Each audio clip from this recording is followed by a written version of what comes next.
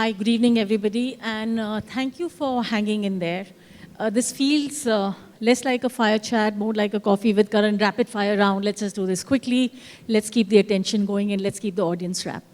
I'm not even going to introduce the speakers because I want to tease the knowledge that both of them have. Their introductions are right there. I'm going to take one very short minute to say, just in case we all are thinking about mentoring different ways, mentoring in itself is somebody senior coaching somebody junior, which later got amended to somebody with more experience coaching somebody with less experience. So by default, it ended up being that mentoring is going to be somebody older doing it for somebody younger. But in today's day and age, with the rapid progress on digitalization and the fact that the old fogies are slow learners, it's become about somebody with more skills teaching somebody with less skills. And if you think about mentoring as skill-based and not as experience or age-based, then the age is totally irrelevant, and that's how we are coming to reverse mentoring, right? And I think the question I have, and in any order, because both of you bring fantastic experience, does your organization have a formal reverse mentoring program? And the reason I ask that, because during lunch, I heard a lot of people say that mentoring programs itself haven't succeeded. You know, they start with a big enthusiasm and passion, and then they fall flat and they become a damn squid. So knowing that mentoring programs themselves haven't succeeded, is there a reverse mentoring program in your organization? And if there is it a formal one? Yeah, we do have a formal reverse mentoring program. In fact, one of our businesses has been a pioneer in this space and started this program, I think, many years back, which we then took, and we actually took it across the globe, across the organization, and we run 2 programs every year, which is globally. And there's a reason why we run it globally, because for us as a global company, it's very important for every leader, every employee within the organization to actually be a global citizen and have a global perspective. So the answer is yes, we do run formal reverse mentoring programs. And having gone through a few of those myself, I will tell you this, that the value that I have seen from the program has been when it's been a little bit more unstructured as opposed to being very structured, right? And some of those relationships I have carried outside of the formal program as well. Because every time I went into these programs, I had a very clear objective in terms of what I wanted to get out of that interaction, that relationship. And trust me, that cannot be built in one conversation. So it's very important for that conversation to be a journey. Right. And Anurag, building on this, and you have a wide canvas of clients, right? What experience have you seen with your clients over here and globally on reverse mentoring? I'm actually delighted to hear that BNY has a structured reverse mentoring program. Because, Smriti, my sense is that organizations, CHROs have really still not fully realized the value of reverse mentoring. Okay, why don't we do a test here? There are a lot of CHROs, CXOs in the room. Can you just raise hands? How many of you come from organizations that have a reverse mentoring program? One out So of... a couple of hands raised, I think. Yeah, sorry. Hey, Rajesh, good to see that. So that's one, that's maybe 10%. Okay, another question. How many of you personally used reverse mentoring? You've had a mentor who was much younger to you. Fantastic. Good to see that. Good to see that. So, Smriti, that's where the answer lies. It's catching up. In fact, if one goes back in terms of what's well-known published, Jack Welch in 1998 first introduced the concept, or is known to have introduced the concept of reverse mentoring, where he asked 500 of his senior managers to go through reverse mentoring. I think it's catching up. It's people are understanding, CHROs are understanding the concept of reverse mentoring, the power that it has. I think I see a lot of global companies extending their reverse mentoring program to India. Maybe I shouldn't name clients, but I think what's well published now, available in public domain, I see case studies from Pepsi, from Airtel, from GSK, many organizations that are using it, but not as extensive as it could be. And like we started off by saying mentoring or reverse mentoring is about who has more experience or skill in a particular thing. And what I visibly saw in the early years when Jet Airways had come, it was the first time the Indian consumer was seeing a young cabin crew, right? We were used to Air India. And I remember the first few flights when the cabin crew gave instructions, people found it difficult to follow, saying, why am I going to be listening to this 22-year-old or this 24-year-old?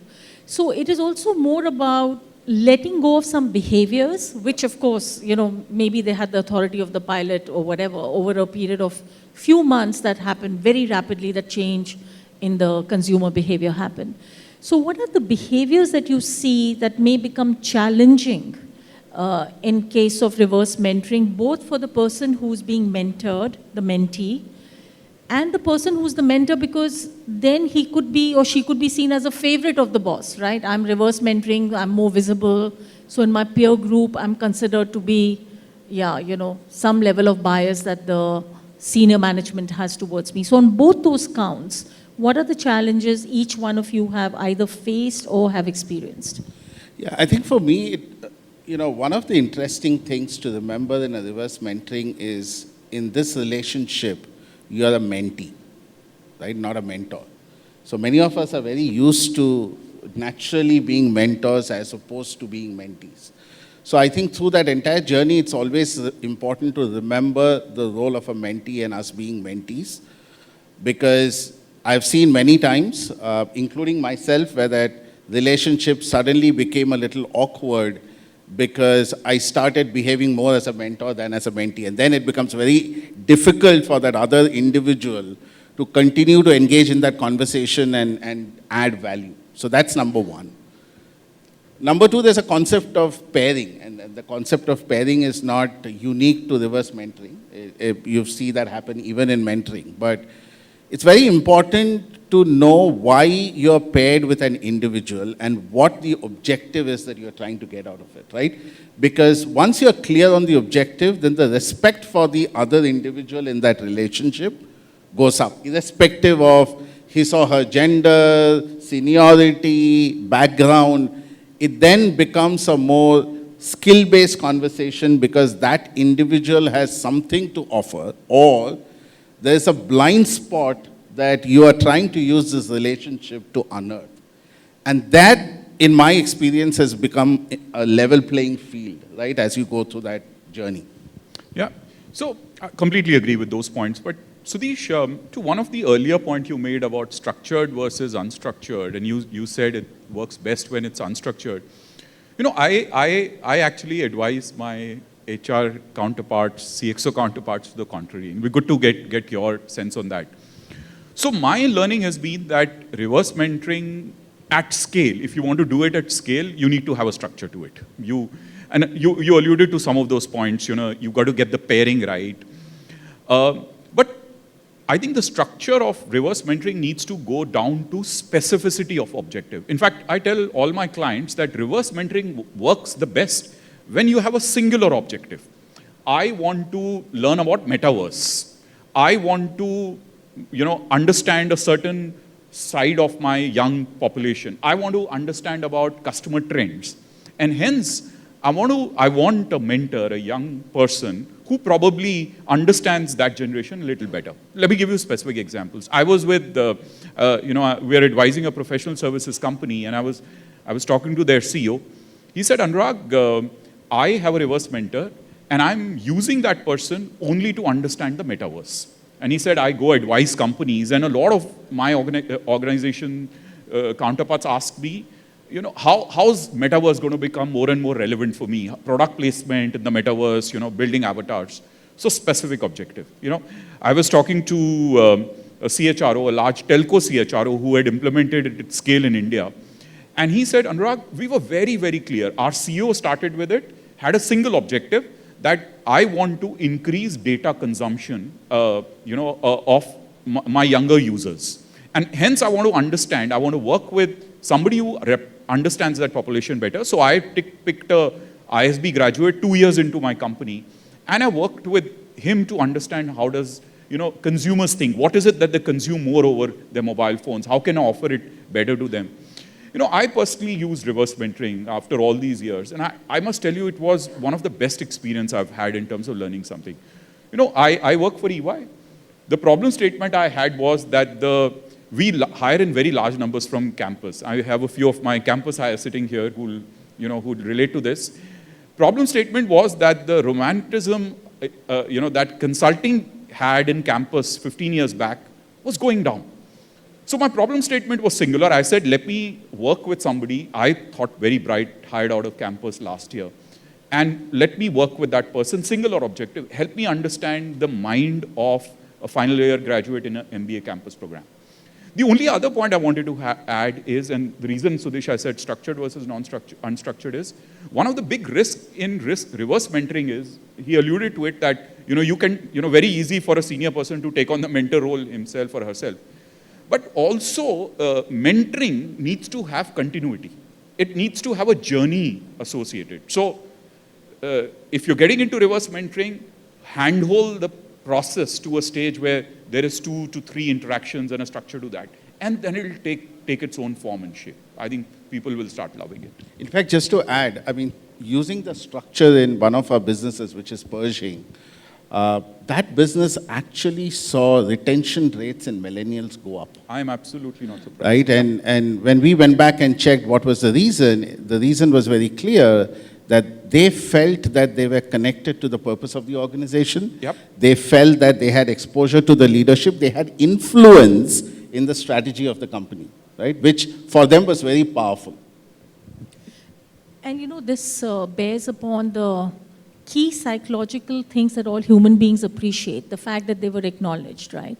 And I'm also thinking that when reverse mentoring pursues not wisdom, age, but pursues skills, it's actually a very, very inclusive behavior, right? If for sustainability, I go to the locals of Chhattisgarh, I'm already creating inclusion rather than saying, okay, I'm going to an agriculture university, meeting a professor over there.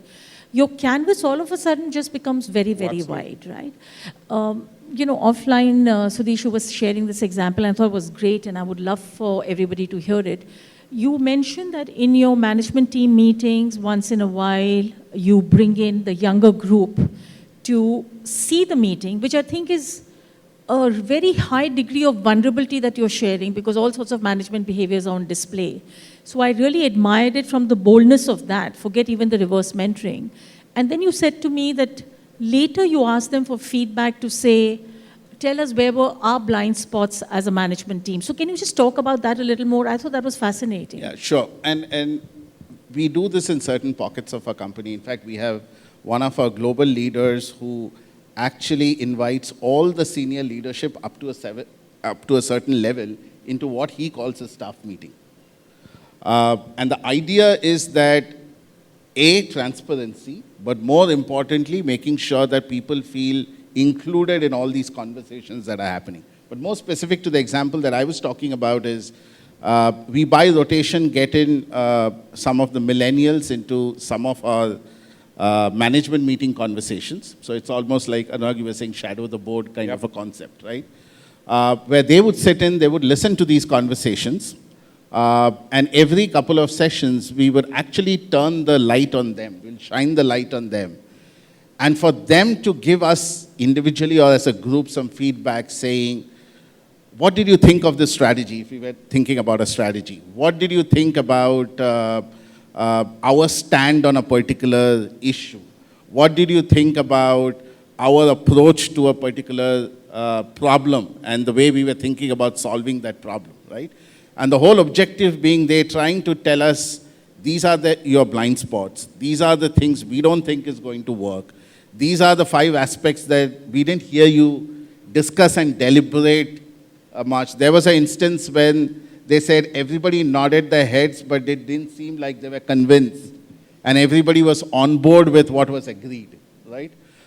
So those are some of the interesting insights that starts coming through. Because sometimes, we all have been in these situations, senior leaders sitting across a table, we think we agreed on everything, we go out of the room and then you realize that there was no agreement. In fact, there was more disagreement than agreement. But sometimes, having them in the room, in our example, has helped us shine that light on us, which otherwise we've not been very conscious about. You know, Sudish, fascinating to hear that. And I hope the HR leaders, the CXOs in the room, got a gist of what you were saying. So it's a leadership team of a top financial services institution, sitting in a room, acknowledging the value of learning, getting perspective from people who are, maybe 2, 3, 4 years. And the reason I say it's very valuable is, look at leadership today. I'm using the word leadership broadly. CEOs like him, CXOs. Today, all of us talk about what are the skills required for leaders, that today's leaders have. And I'm going to put aside, capabilities of skills like leadership skills, business acumen, seizing opportunities, even the crisis management, the VUCA world skill. Let me just take one and try and illustrate why is it so powerful, digital skills. Okay. Last quarter, we as EY did work with ETHR, where we interviewed 45 top organizations across the country on digital skills. And it was very insightful. So 85% of the organizations, and these are across sectors, the top organizations in the country, ETHR has also published it, so you should look at it. 85% of them said, we're going through digital transformation, some form of digital transformation. And then there was another question that what percentage of you have invested in building digital skills? Senior level, middle levels. Senior levels, 15%. The challenge is that, you're 30 years, 25, 30 years of experience.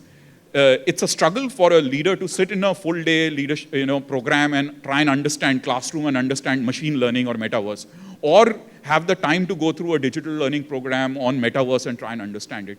I think the power of reverse mentoring, and those are the examples that I was giving, is phenomenal. In terms of, I'll give you another example. This is of a CHRO. Some of you would know him, so I won't name the guy. So he told me that, Anurag, this was 2021. Anurag, one of my top objectives for the year is I want to be rated by an organization like ETHR as the top 10 thought leaders in the country.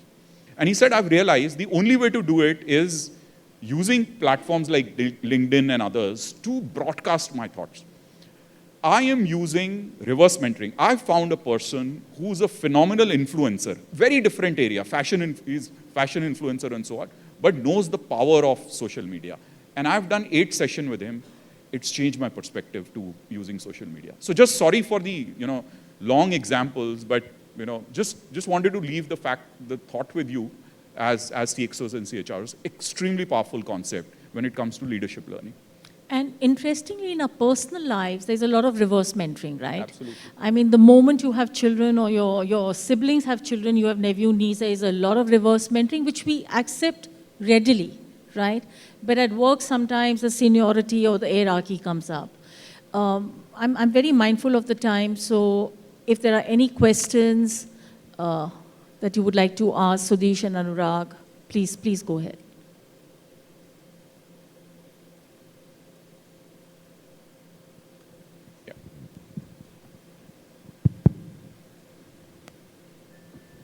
This is to both of you. I'm Ruchira. Do you have a reverse mentor in your lives, and who are they, and what are you learning from them currently? Should I go? So twice, maybe Ruchira, right? Yeah, I did speak about that, but I learned guitar last year, and so when I enrolled for it, it was first musical instrument I learned. I found a 23-year-old. It was a shock for me. Had a goatee, short t-shirt, torn jeans. By the way, I'm not demeaning that. My son looks like that, exactly like that. I think he changed my perspective to music, not only guitar. What I learned about, I used to be a DJ in college 25 years back for the excellers who are here. And 25 years later, I found this guy, got me to learn guitar, but got me to understand music today. What do people understand? What do people love? Second is what I was just explaining. I won't repeat that. I used one of the campus hires that we have to change our EVP. As consulting, how do we re-articulate our employee value proposition so it connects with the fresh generation? So twice and very powerful examples. I actually have 2 going right now. One is at work, and there my objective is to understand how to land communication in a cross-generational workforce, right? Because I keep saying this, most of our companies have at least 3 to 4 generations working. That's the construct of the workforce. But when we think about communication, we don't think about it that way, right? We are very unilateral in the way we communicate. So that's one that I've got somebody, a millennial at work that I'm working with.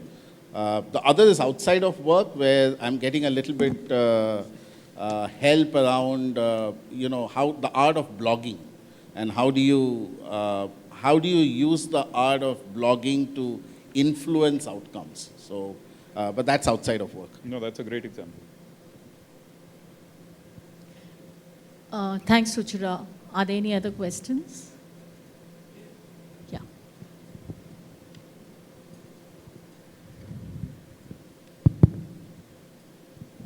Yeah, good evening, everybody. Myself, Ajay from V-Roots.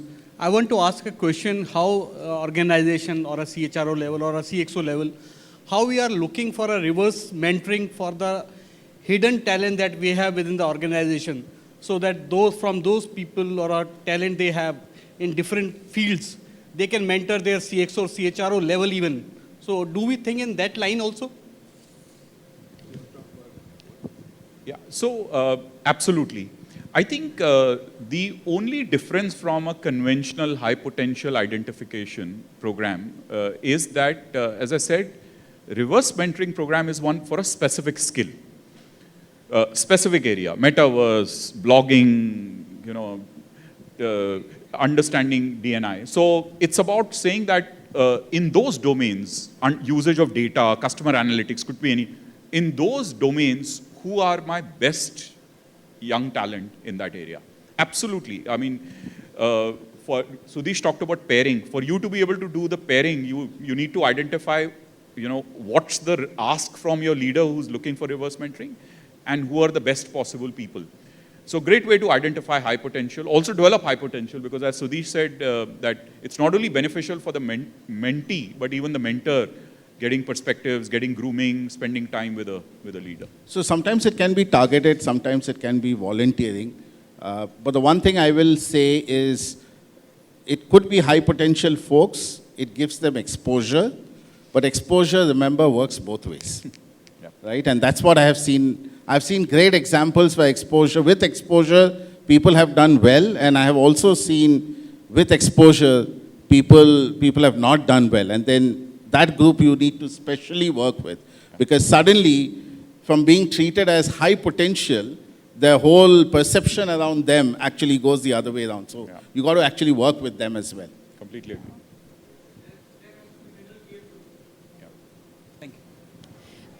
As I was just hearing your responses, and I mean, we talked about that mentoring is very specific to a skill. And, we use the word about young people mentoring people older. And I was just thinking that what if reverse mentoring was on behaviors, and we look to our much older people to be mentored on Zen, on patience, on tolerance, and then maybe look at your 80-year-old aunt, mother, whoever. So somehow, I think the excitement comes with energy, and we never look at people much, much older and all the things that they could also be, in a way, reverse mentoring. What I mean to say, it doesn't necessarily have to be youth. It could be the other way around. It could be really a geriatric mentoring us. If there are The only other thing I would add is, we talked a lot about examples within the organization. We could actually take this outside the organization as Absolutely. well. And that's where it becomes very, very powerful, right? That's where it can actually link back to business outcomes. So imagine somebody is in a product space and wants to know what's happening with their clients. Where is the client's business going? You could actually take an example of a reverse mentoring potentially with somebody at a client's organization, right? As a way of learning and knowing what's happening in that space. So while it's a concept more used within the organization, but I think it becomes 10x in terms of its impact if you start thinking of it even outside the organization. Yeah. And finally, these are all the qualities of the lifelong learner, right? Willing to be open and curious, irrespective of where you're getting knowledge from. It doesn't matter where it's coming from. If it's important to you, you get that. So thank you so much. Thanks so much, Anurag and Sudish. This was wonderful to see that there are structured reverse mentoring programs and the passion with which both of you spoke about reaping the benefits from it. Thank you so much.